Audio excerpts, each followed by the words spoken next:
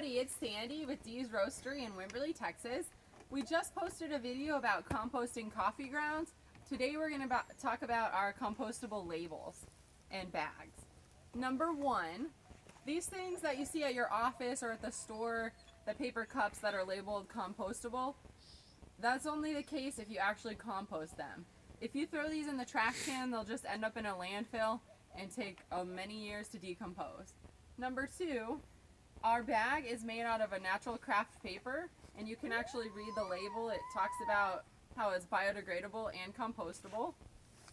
Number three, the liner inside this bag is a PLA liner, which stands for polylactic acid. It's made of plants instead of polypropylene plastic, which many companies use inside their bags.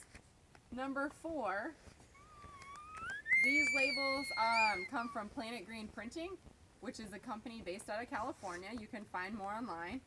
Number five, the label is made from paper and wood.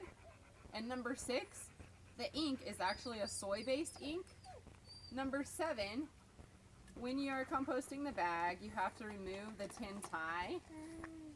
It also describes this on the bag in case you forget. So just remove the tin tie.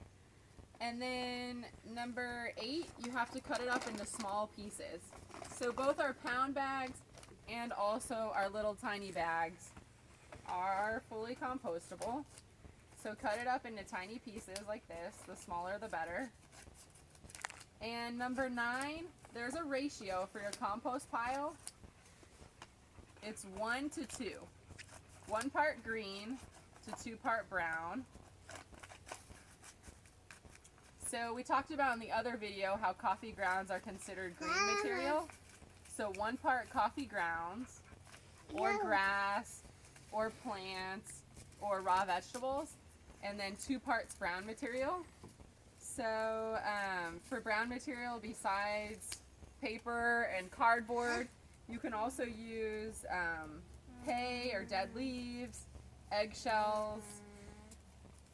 So come a little closer and you can see how we're cutting up the brown material. Again, ratio of 1 to 2, 1 part green, 2 part brown. And the last thing, number 10, that I wanted to tell you is you have to mix or turn your compost pile. So just like a fire needs air, the compost pile needs to be aerobic. So you always want to make sure that you get some air into the pile. So at least once a week you should turn it.